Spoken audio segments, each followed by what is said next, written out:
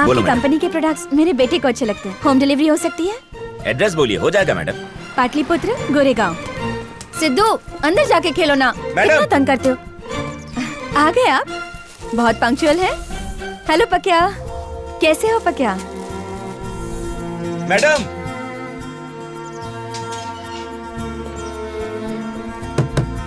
Madam. हाँ पक्या। हाँ madam. मैं जरा बिजी हूँ, सामान दरवाजे पर छोड़ना, मैं उठा लूंगी। और गमले के नीचे पैसे हैं।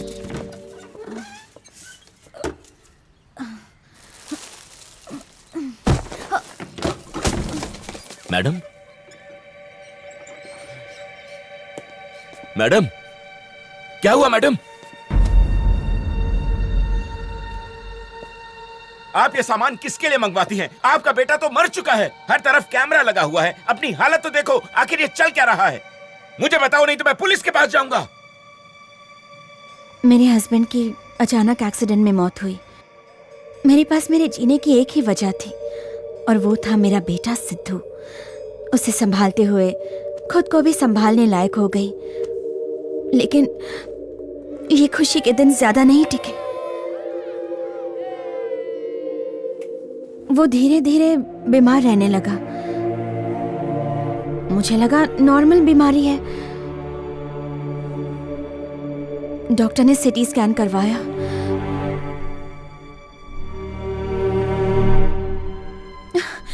मुझे जिंदगी का सबसे बड़ा शौक तब लगा जब पता चला कि उसे कैंसर था।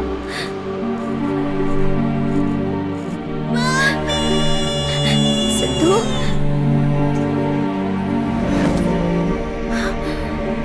ट्रीटमेंट का कोई फायदा नहीं हुआ। हम उसे नहीं बचा पाए। मुझे यकीन नहीं हो रहा था। फैमिली हिस्ट्री में किसी को कैंसर नहीं हुआ था। मैं बहुत परेशान थी, इसलिए एक दिन मैं डॉक्टर से मिलने गई। क्या मैं इसकी वजह जान सकती हूँ डॉक्टर? पैक्ड फूड या ड्रिंक्स टेस्टी बनाने और उनकी ड्यूरेबिलिटी बढ़ाने के लिए ज्यादातर फूड कंपनीज हार्मफुल प्रिजर्वेटिव्स और केमिकल्स ऐड करते हैं। टेस्ट अच्छा होने से बच्चों को उनकी आदत पड़ जाती है। इससे लॉन्ग रन में कुछ बच्चों के इंटरनल बॉडी पार्ट्स में डैमेजेस होने लगते हैं। Depending on their resistance capacity to fight diseases, कुछ बच्चों पर उसका कम असर होता है, वहीं दूसरी ओर कुछ बच्चों पर ज्यादा हार्मफुल इफेक्ट होता है। अब स्ट्रॉन्ग इम्यून वाले बच्चे ट्रीटमेंट के बाद रिकवर हो जाते हैं, पर बहुत से कमजोर इम्यूनिटी वाले बच्चे अपनी जान गंवा बैठते हैं।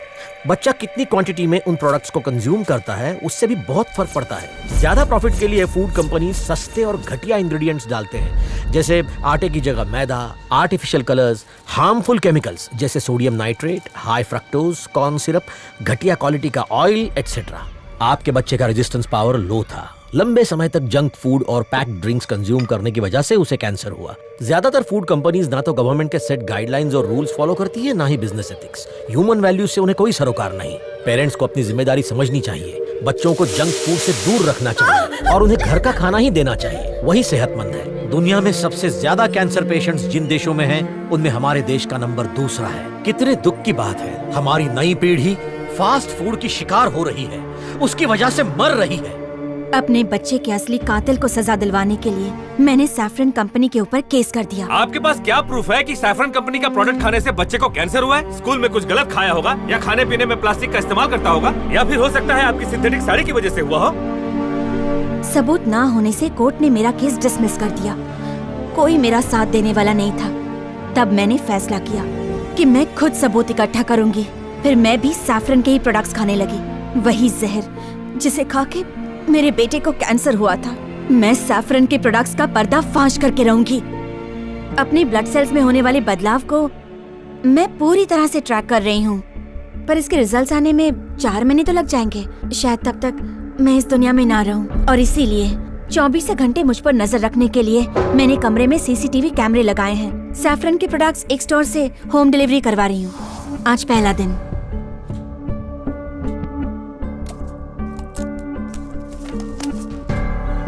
ये लो मैडम, चेक कर लो।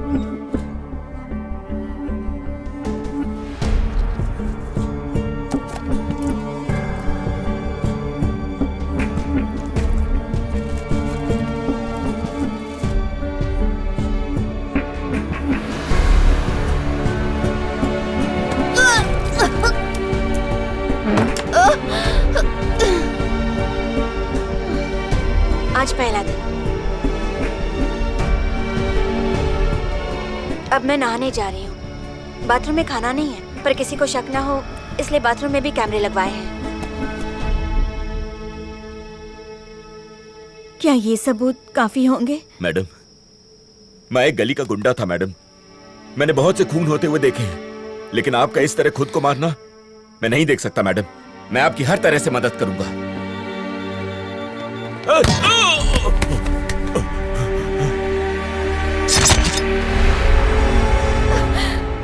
मुझे यकीन नहीं हो रहा कि बकिया नहीं रहा। कैसा समाज है हमारा कि एक माँ के हाथों अपने बच्चों की हत्या करवा रहा है। हर दिन अपने हाथों से उसे जहर खिला रही थी। मुझे यकीन था कि मैं अपने बच्चे को सबसे हेल्दी और बेहतरीन चीजें खिला रही हूँ, लेकिन इतनी बड़ी कंपनी भी ऐसा करे तो किस पर विश्वास करें? सैफरन कंपनी को एक्सपोज किए बिना मैं नहीं मरूंगी। मैं मानता है कि आपके दुख को कोई कम नहीं कर सकता, लेकिन आपको यह जहर रोज खाने को नहीं देगा। आप जैसी हिम्मत वाली औरतों की दुनिया को जरूरत है। मैं कोई ना कोई रास्ता जरूर निकालेगा। सर, पकिया के बारे में मैं कस्तूरी से बात करने गया था। क्या कह रहे हो? पहले मुझसे बात करना चाहिए था ना। मलम आई थी सर, उसके मासूम बच्चे की मौत की वजह हमारे प्रोडक्ट्स ही है, और यह बात साबित करने के लिए वो रोज हमारा प्रोडक्ट खाकर अपनी जान जोखिम में डाल रही है। और तो और उसके पास वीडियो रिकॉर्डिंग भी है। जयराम, तुम बच नहीं सकते। तुम्हें और तुम्हारी कंपनी को बर्बाद कर दूंगी। उसकी हालत बहुत खराब है, किडनी वगैरह भी जवाब दे चुके हैं सर। उसको कभी भी कुछ भी हो सकता है सर। ये सब सुन के बहुत बुरा लग रहा है। ऐसी कंपनी में काम करके अफसोस हो रहा है। अब चाहे कुछ भी हो जाए, हर हाल में कस्तूरी की मदद करनी होगी हमें। इस कंपनी को कोर्ट में ले जाएंगे। वो भी यही बोल रही थी सर, पर मैं जड़ से इलाज करना चाहता हूँ, इसलिए आपके पास आया हूँ। कैसे? सर, मेरे को जब किसी ने हत्यारा बोला तो मुझे बहुत बुरा लगा। अगर हम मजदूरों को एहसास दिलाएं कि कस्तूरी के बच्चे के मौत के जिम्मेदार वो हैं, तो उनको भी बुरा लगेगा और वो कंपनी के खिलाफ बगावत कर डालेंगे सर। आखिर ये जहर बनाने और बांटने का घिनौना काम मजदूरों के हाथों से तो करवाते हैं। मजदूरी बदलाव की पहली सीढ़ी है सर। दिमाग ठिकाने पर नहीं है? क्या लगता है मजदूर बदलेगा? मजदूर इसमें हमारा साथ देगा? वो बोलेगा कि नहीं सर, मैं आपका साथ नहीं दूंगा। तब क्या करेगा तू? अगर गलती से 2-3 मान भी गए तो उससे प्रोडक्ट पर कोई भी असर नहीं पड़ने वाला। बेवकूफी है, ये ख्याल अपने दिमाग से निकाल दे। सर, पहले भी ऐसे ही मुद्दे पर अपना डिस्कशन हुआ है। जब आपने मुझसे पूछा था कि जो लोग टीवी नहीं देखते उन तक अपनी बात कैसे पहुंचाए, मैं बोला मुमकिन नहीं, पर आपने मुस्कुराते हुए मेरे को देखा और बोला कि मार्केटिंग में नामुमकिन नाम की कोई चीज ही नहीं होती। सर, जब मार्केटिंग से लोगों तक अपना प्रोडक्ट पहुंचा सकते हैं तो उन तक अपनी तकलीफ भी पहुंचा सकते हैं। अपनी फालतू की बकवास बंद करो। ये उस औरत का वहम है कि हमारा प्रोडक्ट हेल्दी नहीं है। मुझे दुख है कि मेरे साथ रहकर भी तू मार्केटिंग नहीं सीख पाया। मुझे उस कस्तूरी से सारे वीडियोस ला कर दो। End of discussion, get out. चल तो है। आज ऑफिस में कुछ अजीब बात हुई। एक 2 टके का मजदूर मुझसे आकर यह कह रहा है कि ग्राहक की तकलीफ वहां काम कर रहे मजदूर से कैसे कही जाए। मैं तो शॉक्ड हो गया। अब एक कंपनी का मजदूर क्या ग्राहक से डायरेक्टली कनेक्ट हो जाएगा? कभी सोचा नहीं था इसके बारे में। कोई फायदा नहीं होगा। मैनेजमेंट में बैठा हर ऑफिसर करप्ट है, उनसे बात करना ही बेकार है। और जो ग्राहक है, आलस की ऐसी चादर ओढ़ा हुआ है कि वो खरीदना बंदिश नहीं करेगा। और हम जैसे नौकरी पेशा लोग टारगेट के चक्कर में अपने जमीर को थपथपा के सुला देते। अगर कोई बदलाव ला सकता है तो वो सिर्फ मजदूर है, उनके सिवा कोई कुछ नहीं कर सकता। अरे उनको क्या पड़ी है, वो आए अपना काम किया, घर जाके सो गए। तुला कड़त नहीं का? चाहे मजदूर बोल लो या ग्राहक बोल लो, कुछ फर्क नहीं पड़ता है, क्योंकि आखिर में दोनों एक की चेहरे। कुछ नहीं समझा। ड्यूटी के सिर्फ 8 घंटे के लिए तो मजदूर है। अरे अब बाकी टाइम वो क्या है? ग्राहक ही तो है। खाने पीने और बाकी चीजों की जरूरत उसको नहीं पड़ती है क्या? अगर उन लोग ये बात समझ गए ना तो सब कुछ ठीक हो जाएगा। तेरे बस का नहीं है, तेरे से कुछ नहीं होगा। फालतू बकवास मत कर। बरोबर बोला, कुछ नहीं होगा। ना हम सुधरेंगे ना कुछ बदलेगा, सब ऐसे ही चलता आ रहा है। चलने दो इसको। पर मैंने आदि सर से सीखा है कि मार्केटिंग में इतनी ताकत है कि आप कुछ भी बदल सकते हो। यह बात भेजे में पत्थर की लकीर की तरह छप गई है। अब चाहे मेरा गुरु मेरा साथ न दे या कस्तूरी कमजोर पड़ जाए, मैं पीछे हटने वाला नहीं है। अच्छा ठीक है, हम लोग कल आराम से बात करें, अभी चलते हैं। मेरी बात सुन, एक बार क्या 10 बार सोच के देख लिया हमने। तेरे इस आंदोलन से ना ग्राहक को फर्क पड़ेगा ना मजदूर को। जब तुझे पूरी बात नहीं पता तो इसमें कस्तूरी को क्यों घसीट रहा है? उसे उसके हाल पे छोड़ दे, वो अपने हक के लिए खुद लड़ना जानती है। तू एक भी मजदूर को अपने मालिक के खिलाफ आवाज उठाने के लिए राजी नहीं कर पाएगा। हम लोग 200 साल से क्या पढ़ते आ रहे हैं? मैं काले एजुकेशन सिस्टम। अंग्रेजों ने हमें यस सर बोलना सिखाया और कठपुतलियां बना के छोड़ दिया। मेरी एक बात गौर से सुन ले, ये जिन मजदूरों की तू बात कर रहा है ना, ये इसी एजुकेशन सिस्टम से पढ़ के निकले हैं। इन लोगों को तू बदल लेगा क्या? हो ही नहीं सकता। अंधों की बस्ती में सुरमा मत बेचो। अरे मेले को क्यों बुलाया मीटिंग में? बहुत अच्छी स्पीच दी, लेकिन मेरे को कुछ समझ में नहीं आया। क्या मजदूर से ये कहोगे कि काम मत करो? तुम वर्कर्स को काम करने से मना करोगे और वो तुम्हारी बात मान जाएंगे? ऐसा वो लोग नहीं होने देंगे। तुम्हें क्या लगता है अपने बकवास आइडिया से उसकी जान बचा लोगे? अरविंद, काय आई? ऐसे फुग्गे की तरह मुंह फुला के काय को बैठा है रे? जा ना आई, तेरे को नहीं समझेगा, चल जा।